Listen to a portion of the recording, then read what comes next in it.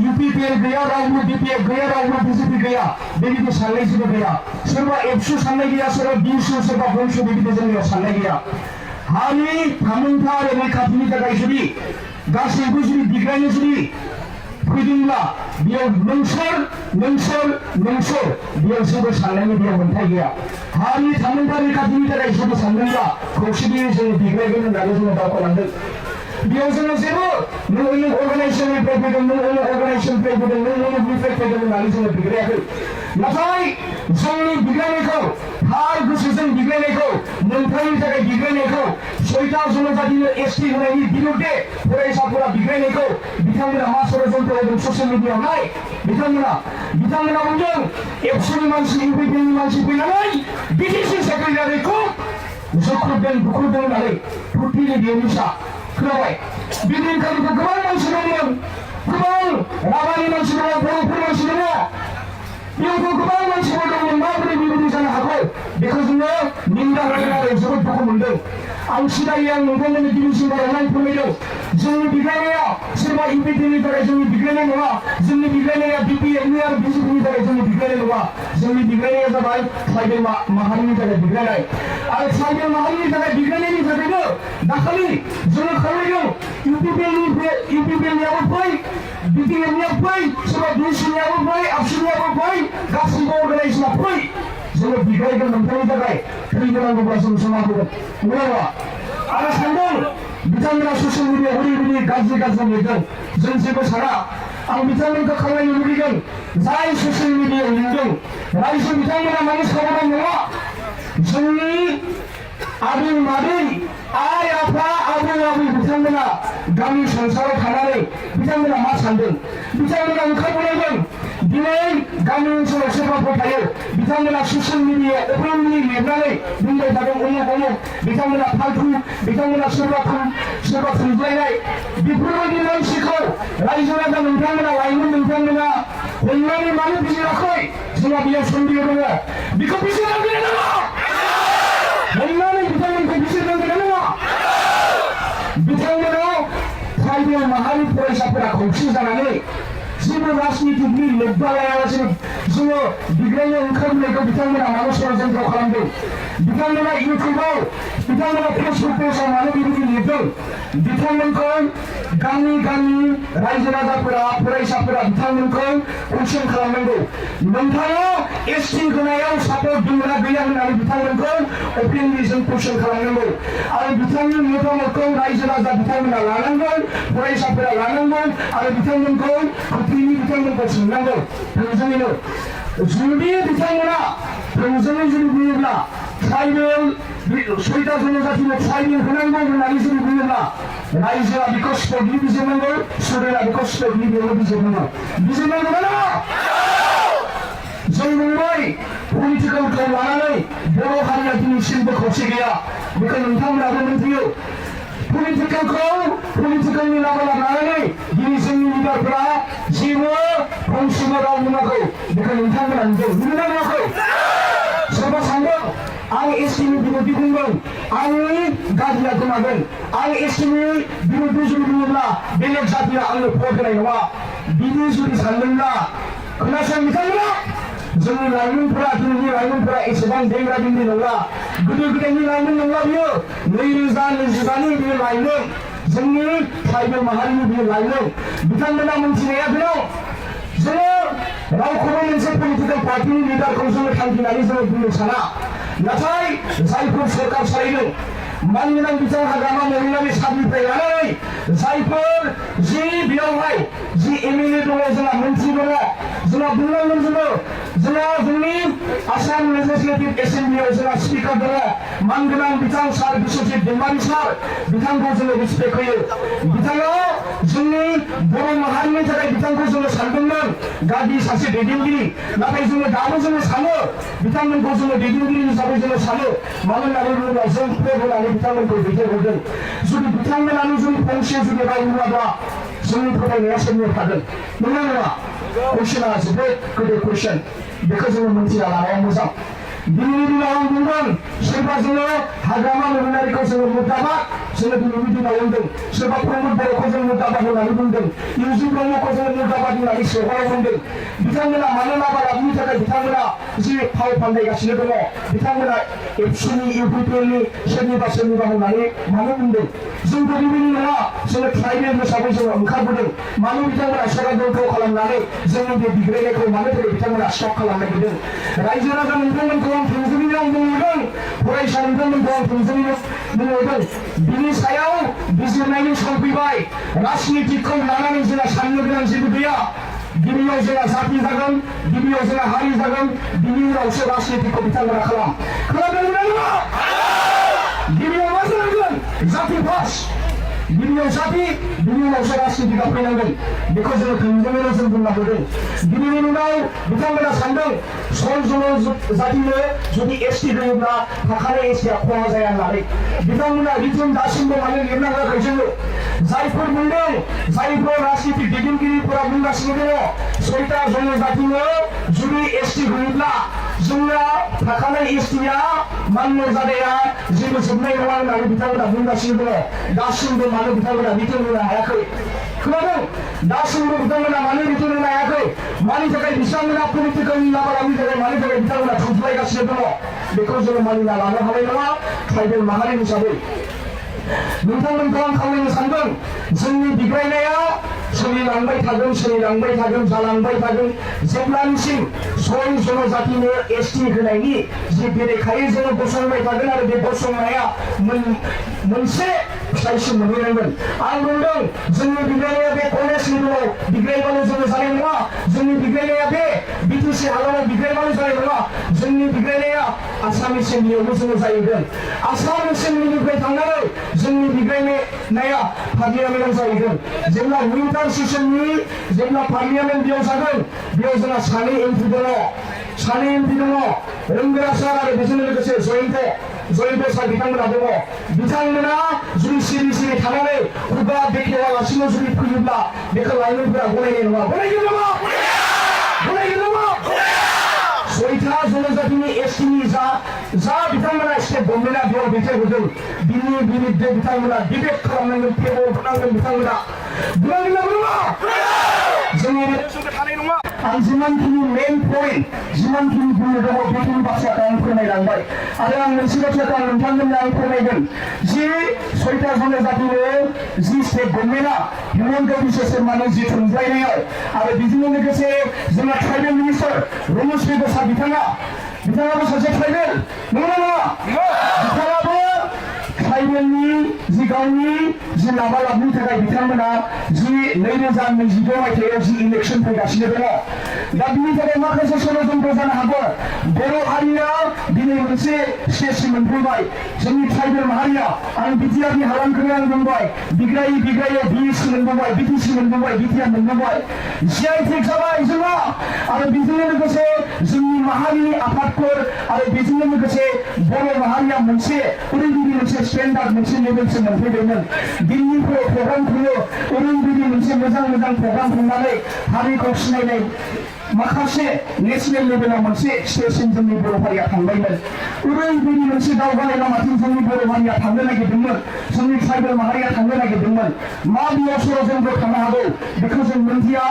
जि जोंनि हारि माहारिखौ थामोनथा रैखाथिखौ बिथांमोना गादबनाय नेवसिनाय आरो बेजों लोगोसे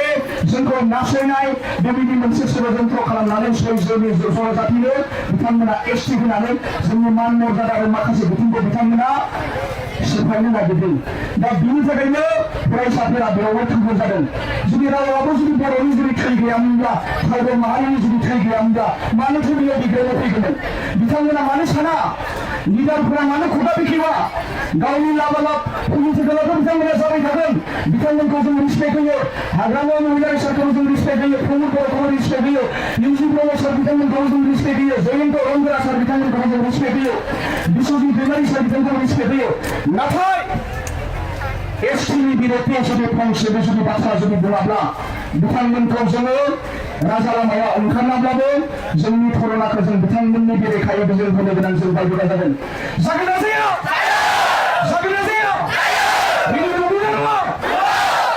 बिनि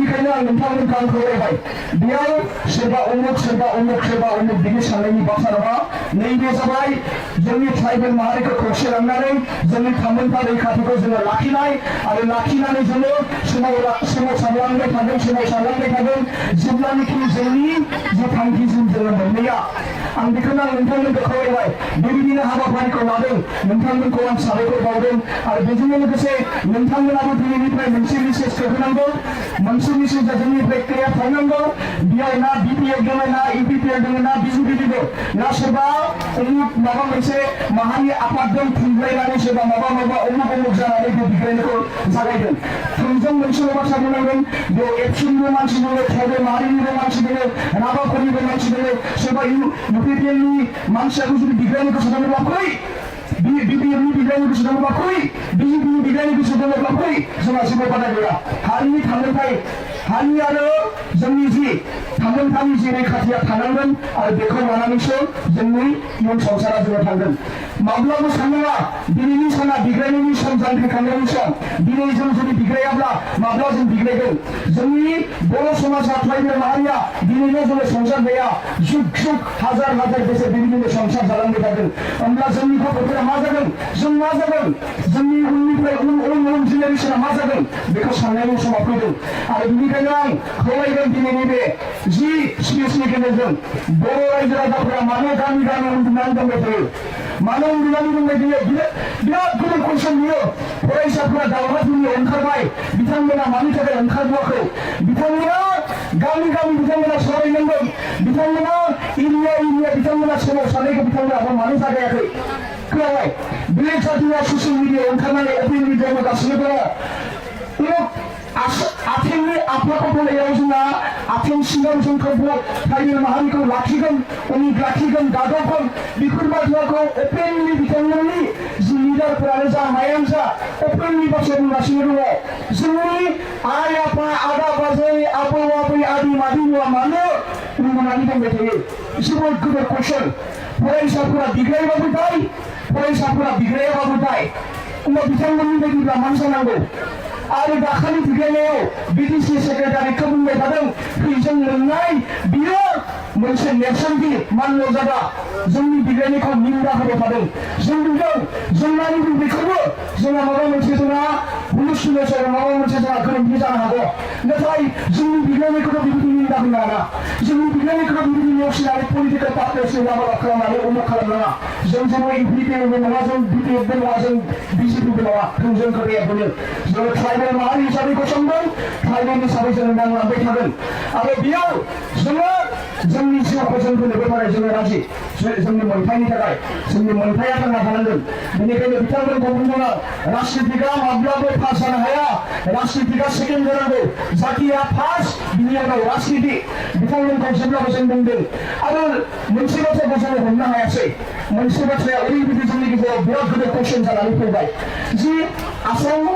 एसेम्बलियाव जि सयता जनजातिनि जि एसटिखौ बिथांमोना बिलखौ पास खालामबाय बेयाव गोबां मानसिफोरा बेयाव डिसकासन खालामफैदों गोबां मानसिफोरा बेयाव जिरायदों ना जोंनि सोरबा मन्थ्रिया बुंदों अखागुरा सारासो बुंदों ना सोरबा लरेन इस्लारि सारासो बुंदों ना सोरबा सरन बर' सारासो बुंदों ना सोरबा रबिराम नार्जारि सार बिथांमोनासो बुंदों बेयावहाय जोंनि एमएलएआ बिथांमोनखौ जोङो रिसपेक्ट खालामो नाथाय बिथांमोना जोंनि मान मर्यादायाव थामोनथायनि थाखायबो बिथांमोना नांनांगोन बेयावहाय मानो थाखाय फंसेबो दिनैसिमबो बिथांमोननि गेजेराव राव गैया बाथ्रा गैया स्टेटमेन्टआनो गैया आरो जुदि जोङो माब्लाबो बेखिनि बाथ्राखौ गनायनानै लानो हायादि सयता जनजातिनि एसटि होयोब्ला जोंहा जेबो खहा जाया होननानै बेखौ जों मानिनानै जों लाखि नामा जोङो माब्लाबो जों मानिनानै लानो हाया बे सिदा खोथा आं बेखिनि बाथ्राखौ आं बुंबाय नोंथांमोना फैजोबा आरो बिग्रायनायखौ जोङो जागायलांबाय थागोन जोंनि बिग्रायनायखौ जोङो पिसफुलि जोङो बिग्रायलांगोन साननो गोनां जेबो गैया बेले बेजे साननो गोनां जेबो गैया जोंहा थांखिया मोनसेयानो सयता जनजातिनि जि एसटि होनायनि बेरेखायै जों गसंगोन बिग्रायगोन नांगौबा जों जोंनि जिउखौबो जों होगोन बेखौ जोङो थोंजों जों फोरमायगोन आरो बेखौनो आं बुंगोन नोंथांमोननि गेजेरावबो सोरबा जुदि ससियेल मिडियायाव सोरबा जुदि इउज खालामदोंब्ला सोरबा भिडिअ जुदि खेबदोंब्ला जायफोर जोंनि बिग्रायनायखौ सोरनिबा राजनितिकनि जुदि महर होनाय गिदोंब्ला बिथांमोनखौ रायजो राजा आरो फरायसा बिथांमोना न' थांनानै सुनिथां बिथांमोनखौ सोंसां बिथांमोनखौ कुइसन खालाम बिथांनि बिमा बिफाखौ कुइसन खालाम बिथांमोनखौ कुइसन खालाम कुइसना बिनि जानांगौ नोंथाङा ट्राइबेल माहारिनि थै दङना गैया नोंथाङा एसटि होनायाव आखाइ दङ नामा नोंथाङा एसटि जानो लुबैयो नामा नोंहा एसटि होनायनि सायाव बिग्रायनायनि सायाव माबा मोनसे नोंहा सन्देह दङ नामा होननानै बिथांमोनखौ कुइसन खालामनांगौ हमनांगौ आरो बिथांमोनखौ मिटिं लानांगौ थोंजोङै आं बाथ्रा बुंबाय बे बुजिलायनानै थानाय समाव बिथांमोनखौ एप्रिलनि बेबायदि जोंखौ सोंखारिनो आरो बुखिनो दानो जों हजम खालामनो जों हानाय नङा लाइमोननि पावारखौ जों दिन्थिनांगोन दिन्थिगोन ना दिन्थिया जों जुदि जाखाङोब्ला बिटिसिआवनो जोङो सोमावसारगोन आसाम ओनसोलनियाव जोङो स्टेटआवनो जों सोमावसारगोन जन्तर मन्तराव जों सोमावसारहैगोन थांखिया मोनसेयानो मोनद' जातिनो एसटि होनायनि बिरुद्धे राजनीतिक दैदेनगिरिफोरा बाथ्रा बुंनांगौ गोख्रोङैनो आरो बिथांमोना बिथांमोननि स्टेटमेन्टखौ लानांगौ नङाबा लाइमोन नोंथांमोनाबो बिजिरनानै नायनांगोन बिथांमोनखौबो थोंजोङै आं बिथांमोनखौ आं फोरमायहरबाय बिथांमोना राजनीति खालामनायाव जोंहा जेबो आखाइ गैया राजनीतिखौ खालामबा बिथांमोना खालाम नाथाय माहारिखौ बिथांमोना फासनाय बिथांमोना उन्दै उन्दै जोनोमफोरखौ नाय उन्दै उन्दै इयुथफोरखौ नाय फैनो गोनां जेनेरेसनखौ नाय दानि समखौ बिथांमोना गारि लानानै थाखा फैसा लानानै गारि गुरा लानानै न' बां लुनानै बिथांमोना सानदों नामा जि जोंहा जेबो बिथां लोब्बा गैया फरायसाफोरा बिग्रायबाय थादों राजनीतिकनि मेयर होननानै जोंनि बिग्रायनायखौ स्टप खालामनो नागिरदों बेखौ जोङो माब्लाबो जों मानिनानै लानो हानाय नङा आं जोबनायाव आं बेखौनो फोरमायगोन पिसफुलि जोङो प्रटेस्टखौ जों लांबाय थागोन नोंथांमोनाबो बयबो गोख्रोङै जों बाहागो लानांगोन बेयाव गावना हाजार हाजार स्टुडेन्ट जादों लाख लाख लाइमोनफोरा बेयाव फैनानै बाहागो लानांगोन बिथांमोना साननाङा सोरबा सानदों सोरबा माहाजोननि फिसालाफोर सोरबा हमनानै ला गामि ओनसोलाव थानाय फिसालाफोर उमुक गोजान गोजानाव बिथांमोना फरायदों गोजान गोजानाव बिथांमोना थादों बेखौ बिथांमोनखौ जों जेबो बुंनो साना नाथाय गामि ओनसोलाव थानाय समाजाव थानाय इन्टेलेक्सुवेलाव थानाय बिथांमोना बुंनांगोन जोंनो बुजायनानै थैयोबा जानाय नङा बिथांमोनाबो फैनांगोन लेखा खुलुमनानै उन्दुना थाबा जानाय नङा बिथांमोनाबो फैनांगोन बाथ्राखौ ससियेल मिडियायाव गामियाव थानानै कमेन्ट बेबायदि लिरनानै ससियेल मिडियायाव आपलड खालामनानै जानाय नङा बिथांमोनाबो फैनांगोन आं बुंगोन नोंथांमोना थोंजोङैनो आं बुंगोन दिनैनि समाव जेसेबांखि बिग्रायनाय जादों 10 थाखा 20 थाखा खांनानै जोङो बिग्रायदों ना सोरबा राजनीतिक पार्टिनिफ्राय जों फैसा लादों ना सोरनिबा इन्टेलेक्सुवेलनिफ्राय जों फैसा लादों थोंजोङै जों बुंदों जोंनि मोनथायनि थाखाय जोङो गावनो थांखि दायनि फैसा खांनानै जोङो बिग्रायनायखौ जों लादों आरो बेखौ जुदि पलिटिकेल जुदि महर नागिरदोंब्ला साबधान बिथांमोना आरो बिथांमोनखौ हमनानै गामि ओनसोलाव बिजिरनांगौ आरो लाइमोनफोरा न'आव थांनानै बिथांमोनखौ कुइसनखौ खालामनांगौ